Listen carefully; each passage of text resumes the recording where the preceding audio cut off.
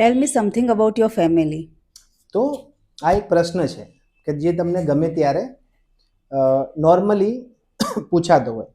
Tail me something about your family. લોકોને કોઈ વખત આવડતું હોય, કોઈ વખત ના આવડતું હોય. ઇન્ટ્રોડક્શનમાં પણ તમે એને ડાયરેક્ટ લઈ શકો, બરાબર. તો ટેલ મી સમથિંગ અબાઉટ યોર ફેમિલીમાં તમારે જનરલી તમારા ફેમિલી વિશેની ઇન્ફોર્મેશન બધી આવે. તમારા મમ્મી શું કરે છે, તમારા પપ્પા શું કરે છે, તમારા કોઈ ભાઈ છે, બેન છે, બરાબર, કેટલા ભાઈ છે, કેટલા બેન છે, એ બધી વસ્તુ અંદર આવે, બરાબર.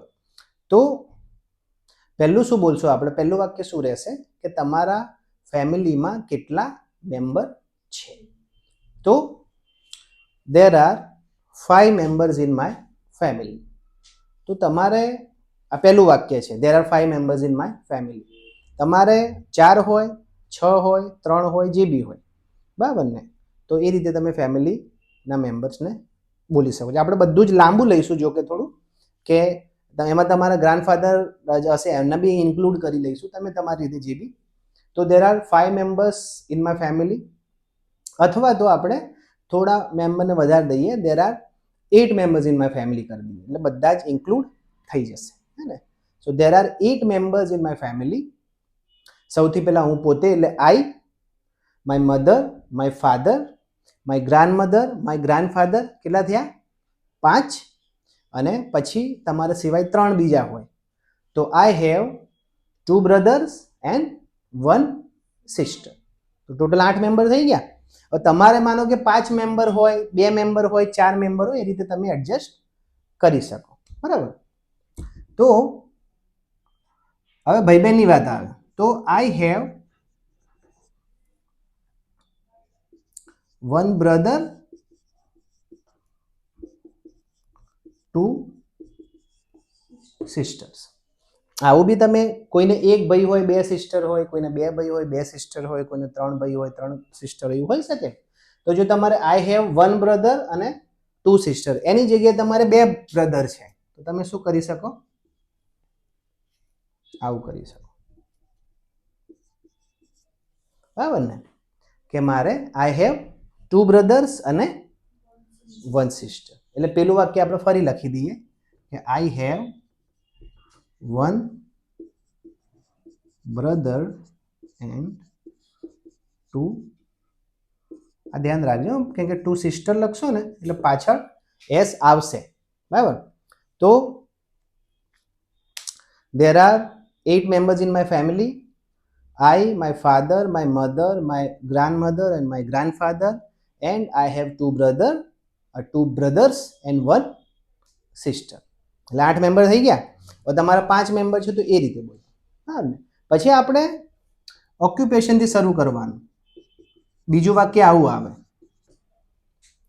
બરાબર. સૌથી પહેલા શું કરો તમે? પપ્પાના ઓક્યુપેશનથી ચાલુ કરો. તમે નામ બી બોલી શકો. નામ જનરલી કંઈ એટલું ઇમ્પોર્ટન્ટ છે નહીં, એટલે તમે નામ ના બોલો તો ચાલે, પણ તમે નામ બોલી શકો. નામ ના બોલવું તો ડાયરેક્ટ તમે માય ફાધર ઇઝ અ કરીને બોલી શકો, કે my father is a farmer, બરાબર. તો my father is a farmer થઈ ગયું. બીજા નંબરમાં મમ્મી, તો my mother is a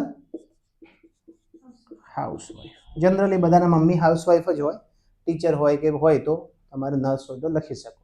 my father is a farmer, my mother is a housewife, my grandfather is also a farmer, અને my grandmother is also a housewife.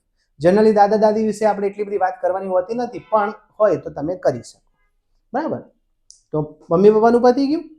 હવે તમારા ભાઈ અને તમારા બેન જે બી કરતા હોય એ તમે બોલી શકો. My brother is a doctor, my sister is a nurse, એવું લખી શકો, જે બી હોય. અથવા તો ભણી રહ્યા હોય, સિમ્પલી ભણી રહ્યા હોય, તો my brother is studying in 9th standard, my sister is studying in 10th standard, કે જેમાં ભણતા હોય. My brother is studying in 9th standard and my sister is studying in 10th standard, બરાબર. આટલું થઈ ગયું. આટલું ઇનફ થઈ જાય જનરલી. એની અંદર આપણે એડ કરવું હોય તો ઘણું બધું એડ થાય, એ આપણે હવે એડ કરીએ છીએ, પણ આટલું પણ ઘણું થઈ જાય. તો કેવું વાક્ય, કેટલા સેન્ટેન્સ બને? There are 8 members in my family. I, my father, my mother, my grandmother and my grandfather, and I have 2 brothers and 1 sister. My father is a businessman. My father is a farmer. My mother is a housewife. My brother is a doctor, and my sister is a nurse. અથવા તો my brother is studying in 9th standard and my sister is studying in 10th standard. બરાબર. હવે તમે તમારા પપ્પાની કે તમારા મમ્મીની કે તમારા ભાઈની કે તમારા બહેનની ક્વોલિટી બી કોઈક બતાવી શકો, જો તમારે બતાવી હોય તો, કે my father is a hard working person. તો હાર્ડ વર્કિંગ તમે તમારા પપ્પાની ક્વોલિટી બતાવી કે મારા પપ્પા હાર્ડ વર્કિંગ પર્સન છે. My father is honest person, એ પણ તમે બોલી શકો. My mother is a kind person, my mother is compassionate, એ બી તમે બોલી શકો. બરાબર. માય બ્રધર ઇઝ ક્યુટ, અથવા તો એક બીજો વર્ડ છે સારો, મિસ્ચીવસ. નાનો ભાઈ હોય તો થોડો મિસ્ચીવસ હોય કે થોડો તોફાની હોય, નાની સિસ્ટર હોય તો ક્યુટ હોય. તો એ તમે ક્વોલિટી બતાવી શકો. બરાબર. તો આટલી વસ્તુ જો તમે તમારા આમાંથી તમે 30-40% પણ બોલી શકો ને તો એ ઘણું છે. જનરલી તો કેવું, આ તો બહુ મોટું ફેમિલી આપણે બતાવી દીધું, જોઈન્ટ ફેમિલી મોટું. બાકી નાનું ફેમિલી હોય તો 4 મેમ્બર હોય તો તમે there are 4 members in my family એવું બોલી શકો. અને કદાચ એવું બી બની શકે કે તમે એકલા જ છો, કોઈ ભાઈ બહેન છે નહીં. બરાબર ને? તો તમે એવું બોલી શકો કે I am the only child of my parent. બરાબર. I am the only child of my parent. I do not have any brother or sister.